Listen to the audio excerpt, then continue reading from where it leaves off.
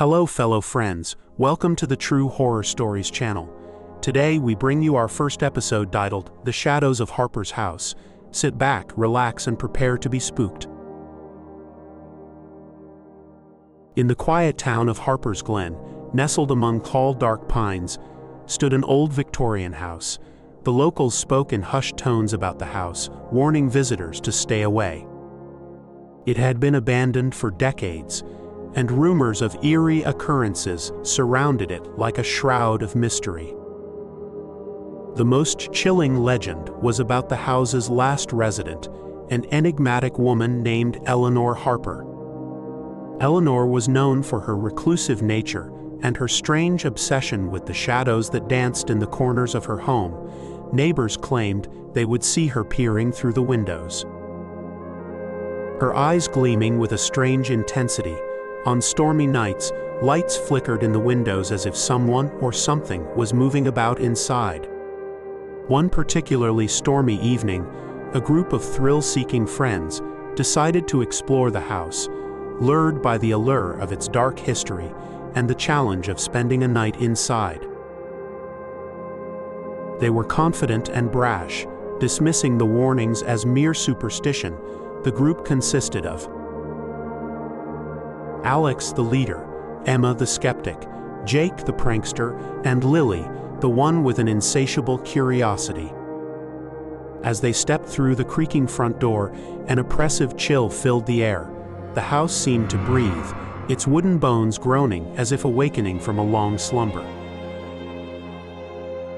The group wandered through the dusty rooms, their flashlights casting eerie shadows on the walls. Every creak of the floorboards seemed to echo with a foreboding presence. In the basement, they discovered a peculiar room that seemed untouched by time. It was filled with old furniture covered in white sheets and an ornate mirror with an intricately carved frame. As they approached the mirror, Lily noticed something unsettling. Her reflection appeared slightly off, as if the shadows behind her were moving independently. "Let's split up and explore the house," Alex suggested, eager to uncover its secrets. The others reluctantly agreed, and they went their separate ways. Emma and Jake ended up in the kitchen, where they found old, rusted utensils and a rotting table. Emma was searching through a cupboard when Jake felt a cold breath on his neck. He turned around, but there was nothing there, only the oppressive darkness.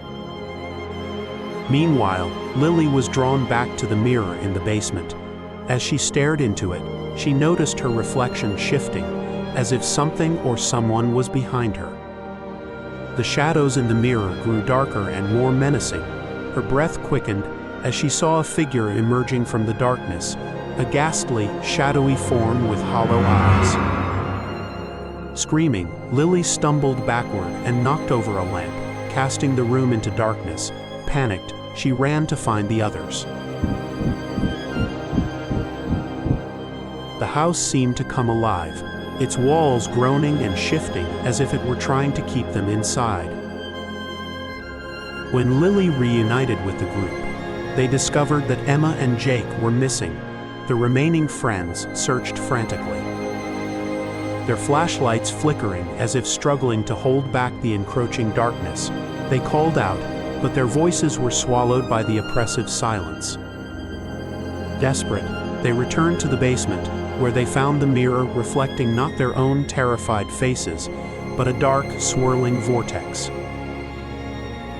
From the depths of the mirror, the shadows began to emerge, twisting and writhing like living entities. The house seemed to pulse with malevolent energy, as if it were feeding on their fear. Suddenly, the lights went out completely, plunging them into an abyss of darkness. The friends could feel the shadows closing in, their cold touch seeping through their skin. They stumbled blindly, their fear mounting as they realized they were no longer alone. In the final moments, as the shadows engulfed them, they heard a voice, soft yet chilling. It was Eleanor's voice whispering from the darkness.